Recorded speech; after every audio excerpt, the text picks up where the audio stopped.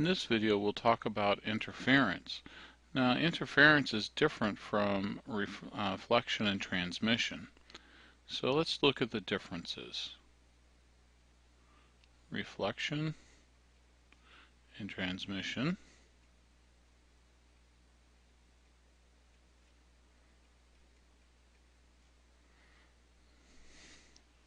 I think I spelled wrong. Yes, I did.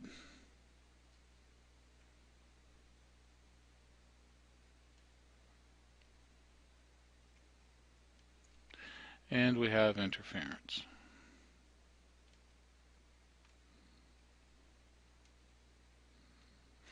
So remember that with reflection and refraction, we had some type of fixed point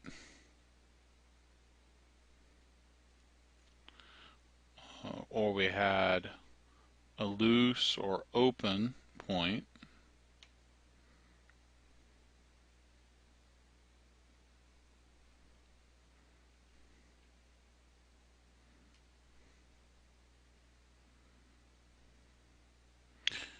or we had some type of semi-fixed.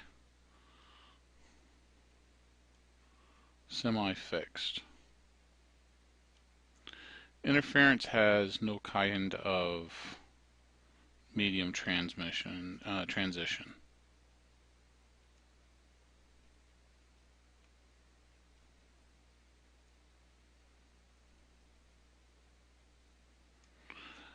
So we don't have these kind of points that are either fixed or moved.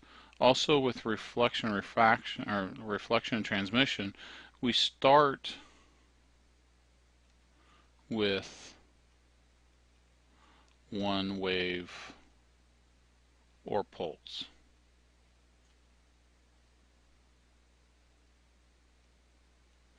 With interference, we start with two waves or pulses.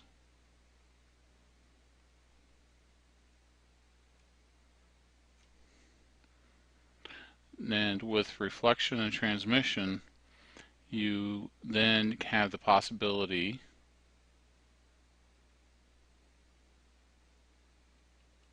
of getting two pulses or waves or pulses. And with the interference, the two can combine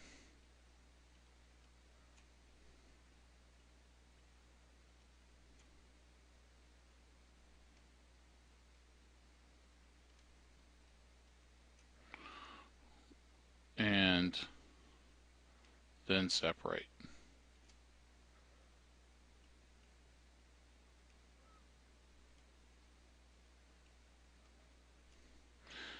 And with interference, you can have the number of interfering waves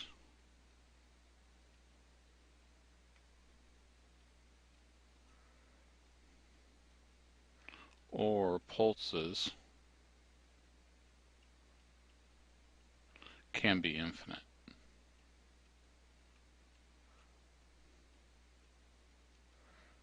So we have to have at least two, but we can do an infinite number of pulses to be able to do this interference.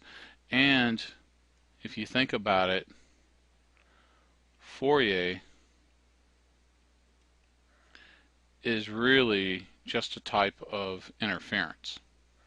You're putting multiple waves together in a certain pattern to create some interference but the interference based on Fourier is a signal that you really want. So you can think of interference as a complicated Fourier series that you may or may not want the result. And also, interference is usually linear. Where this will break is when you're looking at not linear with electromagnetic waves.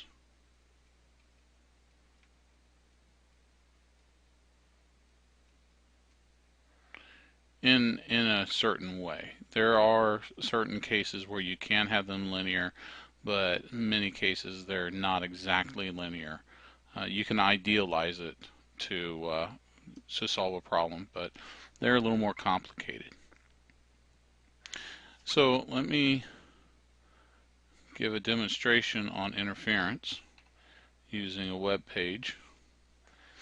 It's a little bit coarse, but it gets the point.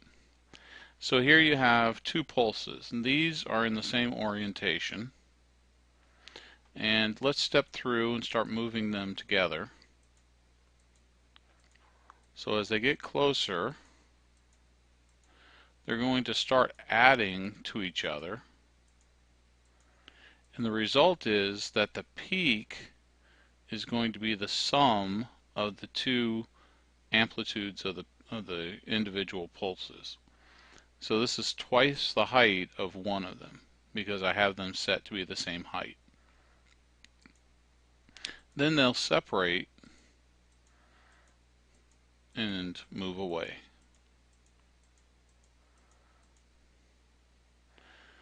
Now we can also have inverted waves. So inverted is the one pointing down. You consider the one up being the standard. And now watch what happens. As the two come together, it is still just an addition of the two, and they go away. Let's see if we can step a little smaller here. There we go. Notice that they completely cancel each other out. But even though they're canceled out, the energy is still there to be able to bring the waves back.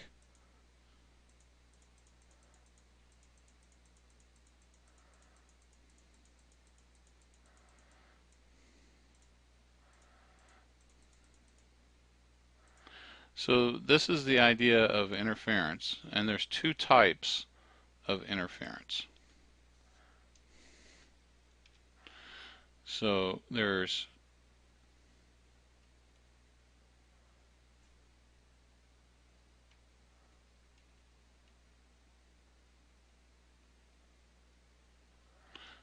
constructive,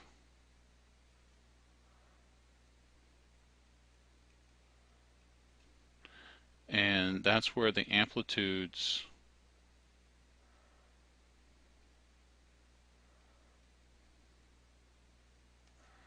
of the waves cause an increase.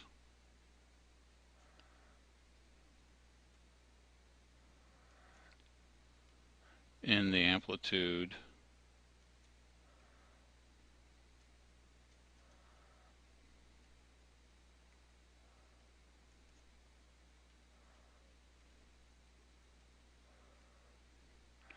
of the interference pulse or wave, or we'll just say the interference.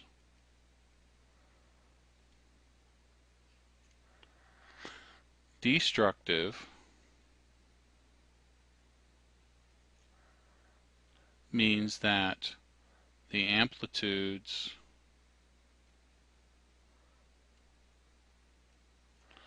of the waves or pulses are opposite, or you could say are inverted. And I'll put here opposite. That reduces or cancels the amplitude of the interference.